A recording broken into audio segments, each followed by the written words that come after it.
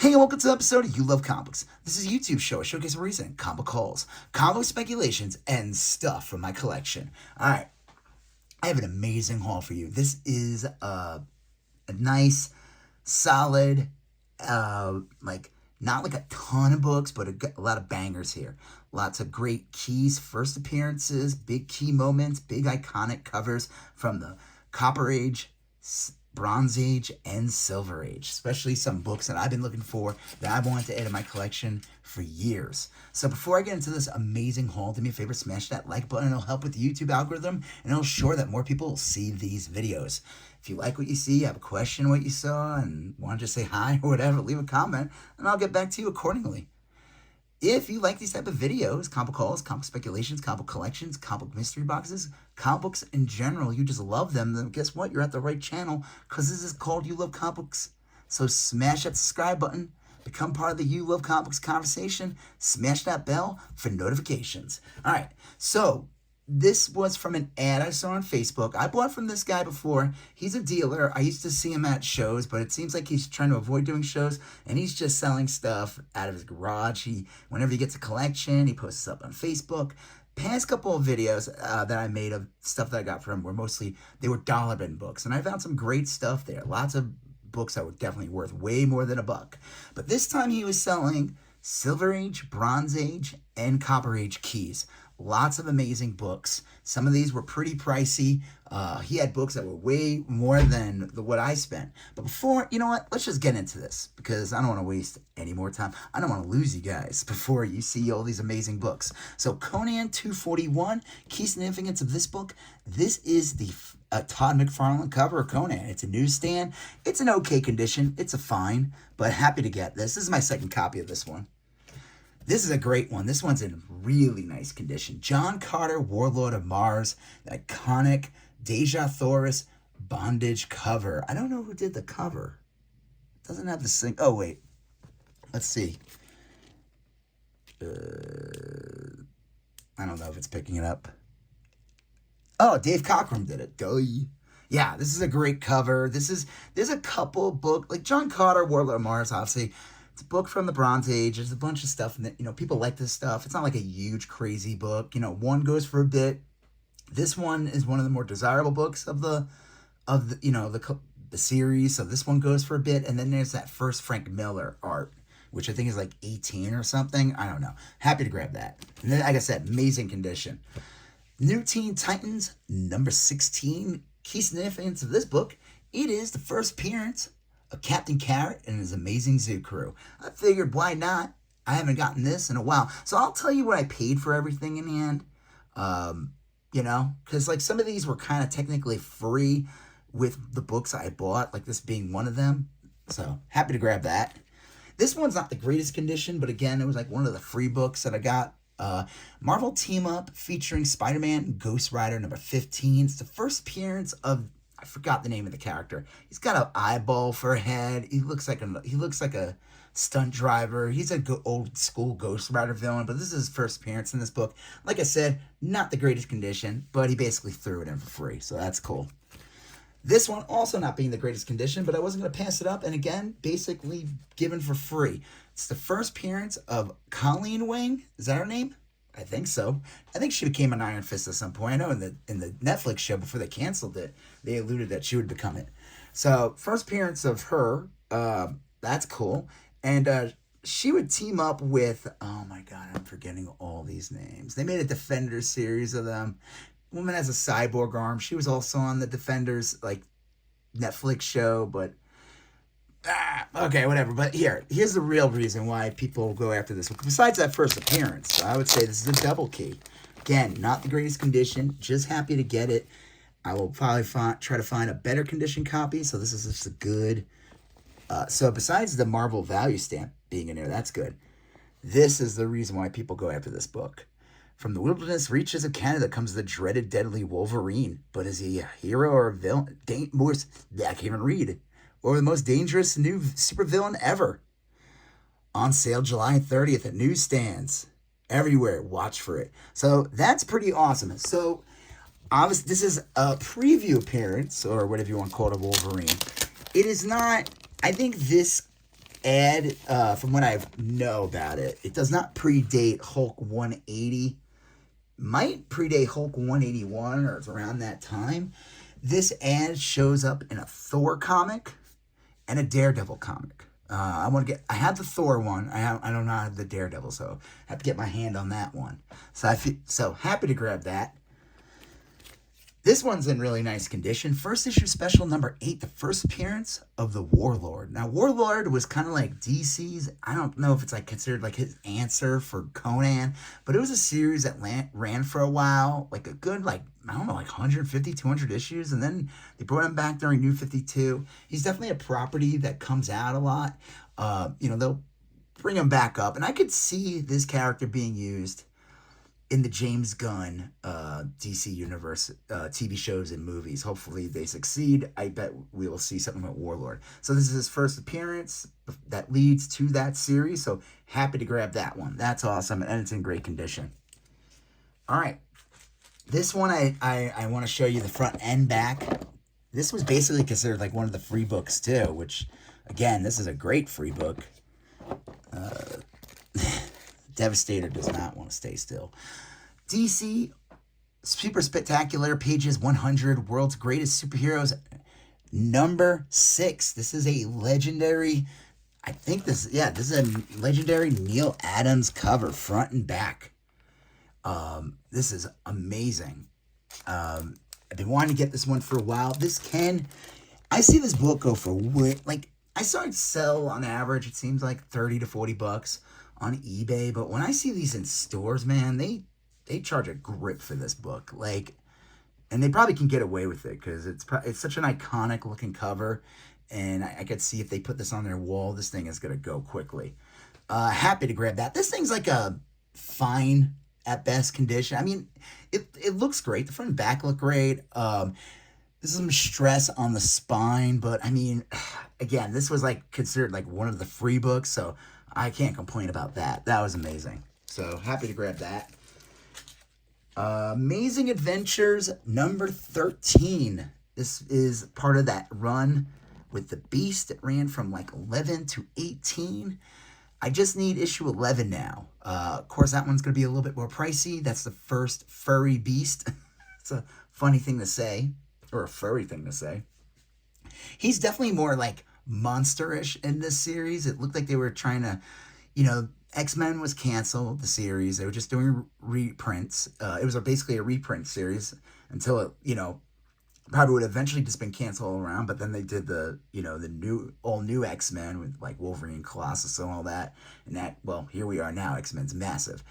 But this was around that weird limbo period where they didn't know what to do with characters. Because remember, the Beast was, he was just a big dude who had like big feet and hands. He didn't have he wasn't furry. And they made him more into a monster in this series. So, yeah, and I think to play off the whole Werewolf by Night and Tomb of Dracula. So I've been wanting to get this run. Like I said, I just need that first issue. I want to get a better copy of 12 too. That one's kind of not the greatest, so whatever. Really good. Only thing is one breaking bend here, but overall pretty nice. So especially these books are hard to come by in good condition. So happy to grab that. This one's awesome. I've wanted to get this one for a while and just kind of forgot.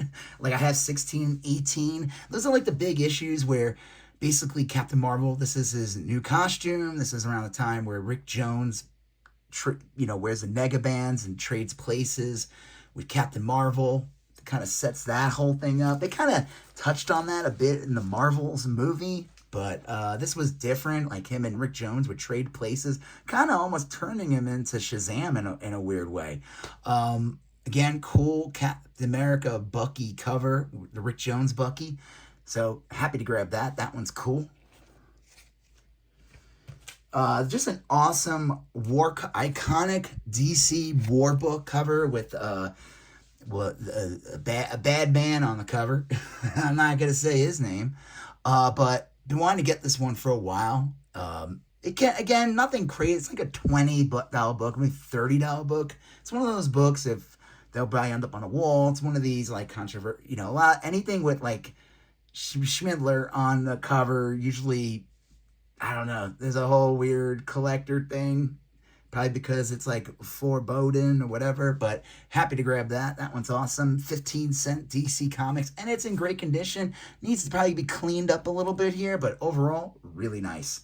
All right, here we go. Here's some of the major keys, and then I'll tell you what I paid for everything in it. Okay. Fantastic Four 67. Been wanting to get this one forever, but always very costly. Now, this is the best time to get this comic. It's in decent condition. It does have a little bit of water damage, some staining there, but the water damage isn't that bad. It's just an old book. It feels like an old book. Obviously, I don't think I've ever seen this book with like pure white background, because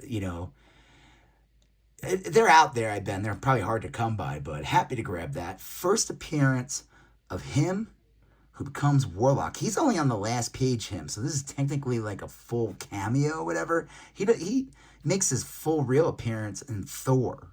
He has two issues of Thor, I think. I forgot, like, what is it, like 1768 or something? I don't remember the number. I have those. So I do have 66. It's kind of a not the greatest copy, but whatever. I got it for pretty cheap. But this one, and again, I'll tell you what I paid for everything in the end. Happy to grab that. This is awesome too. Conan number 23, first appearance of She-Ra. This thing has a big old bend going down, but besides that, it's a nice low mid-grade copy. This is considered the first cameo appearance of I said She-Ra.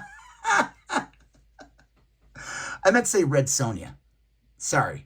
I know you people are typing, "You fool! Is not She-Ra sister of or cousin of He-Man?" I don't know. They're related, I think. It is the Red Sonja. Typing. Yes. I meant to say Red Sonja. So that's awesome. And it's considered a cameo, but it's like an extended cameo. I don't know. I read someone's like, it's like over 14 panels she's in. So technically it's a full appearance. I don't know. But this is technically her full appearance and first cover appearance. Conan, number 24. Now, I have a copy of this, but my copy is pretty bad. This is definitely a major improvement. The only drawback, it does have a little bit of rusty staples. He had another copy of this, but he considered a better condition one. Didn't have rusty staples, and he was charging more. But let me tell you, this one is in much, except for the staples, this is in much better condition book. Like, it just presents better if you don't look at that. And it's tighter. The spine's tighter. I don't know. Happy to grab that. Really nice. Great, amazing Barry Windsor Smith cover. Awesome. 2 more books left, guys. And the band, they're just going to get boom, boom, boom. They're not going to be dooms. If you know what I'm referencing, you could tell me in the comments. All right. Marvel Feature presents The Defenders number 1. This is the first team appearance, first naming of the Defenders in Marvel Feature number 1, with Submariner, Doctor Strange, and the Hulk. Now, they called it like kind of like a pre-team up in the Submariner series that came out before this, but this is the official first Defenders comic. I've been wanting to get this one for a while. I do need to get Defenders number 1 now, but I do have Marvel Feature 1, 2, and 3 as well, so that completes this Defenders, first Defenders series run. Happy to grab this. It's in nice condition. It's got some stress here, got a little bend there, but overall, really, really nice. The spine looks pretty good, Let's see if you could read that. I don't know. There's a glare. Whatever. It looks good. Take my word for it. And then the last book of this amazing haul is fantastic. I found a Mylar for this baby. I had to get it in there. Fantastic Four, number 72. This gets 5 booms. Don't tell them I'm using that. They'll copyright strike my channel or something. Fantastic Four, number 72, a super iconic Silver Surfer cover. This book is like, I got it for a nice price. Like, obviously, it's not a perfect condition. It's probably considered like a fine plus. It does have a little bit of bend here. but nothing too crazy. Everything kind of blends in well. There's a lot going on in this cover. It's one of the best Jack Kirby Silver Surfer covers out there, with the watch in the background, the red and blacks, the Kirby crackle, the Silver Surfer in the center. This is an amazing cover. This book goes for, like, I was looking it up. I'll tell you what I paid for it and everything in a second, but even in this condition, this is like a $150 book. Like, it can go for that. Like, and I'm glad, this is from me. I have no intention, like, of, this is my book, mine, until I get another one, if it's better or whatever. But it's just like, and it's crazy because, like I said, it's not his first appearance. First appearance is 48, 49, 50. Then he shows up a bunch of times in the 50s, and I think even maybe in the 60s part of the, 60s numbers. But it's this cover. It's just an awesome Silver Surfer cover. So really jazzed to own this. So yeah, what did I pay for all these? So I'll just tell you the price of everything. So he had this price at $45, $45, $40. And if you wonder why I say 40 weird, it's because I'm from Long Island. $25, $30, $20. He had this down as 15. I think he had this down for 8. Again, that was considered one of, like, the free ones. He had this down for 8. He had this down for 8. And he had this one down for 5. But again, got, some of these for free. So everything said and done, came out, I was able to get everything for $230. Obviously, not like a massive saving, but definitely end up getting, like, this for free, technically getting this for free, and then paying full price for the other ones.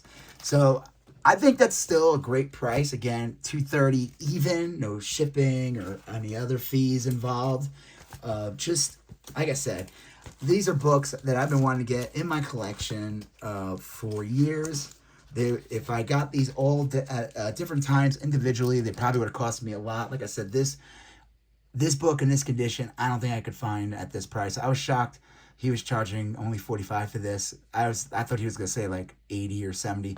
Like, there were other books I showed him, and it seemed like maybe he just doesn't care about Fantastic Four, or he thinks maybe they're on a downtrend. I don't know, but like, because like I said, the fact that, like, and obviously this book we know is definitely on a downtrend, and that's this, Fantastic Four 67, because Warlock came out. I don't know how well received he was, but, is he ever going to show up again? He was in Guardians of the Galaxy 3.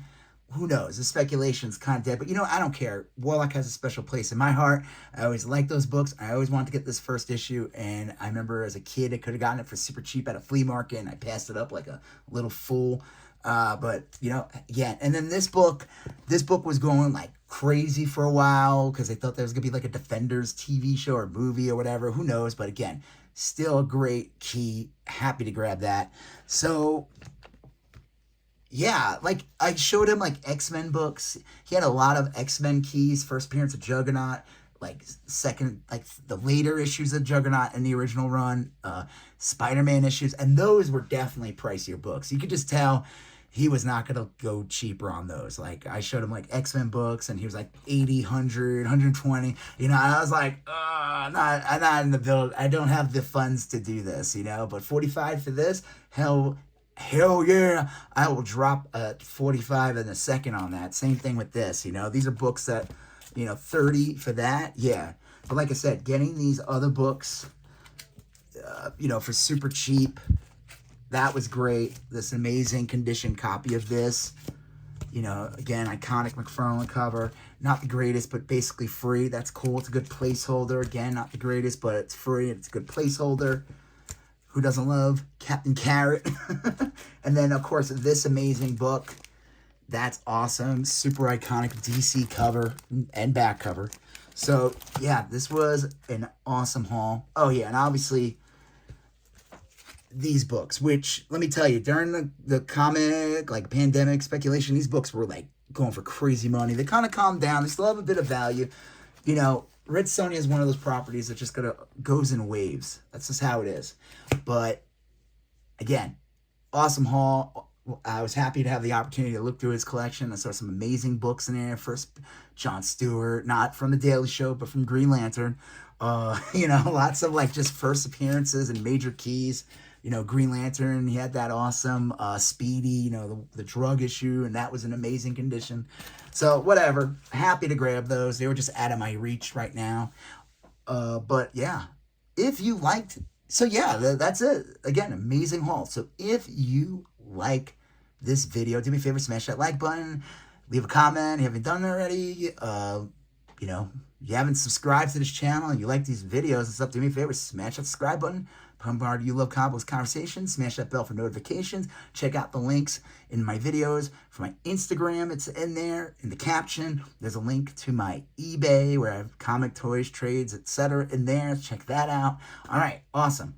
Well, you're going to see a previous video here. You're going to see a previous video there. You're going to smash that subscribe button. I'll talk to you guys later. Have a good one. Bye-bye.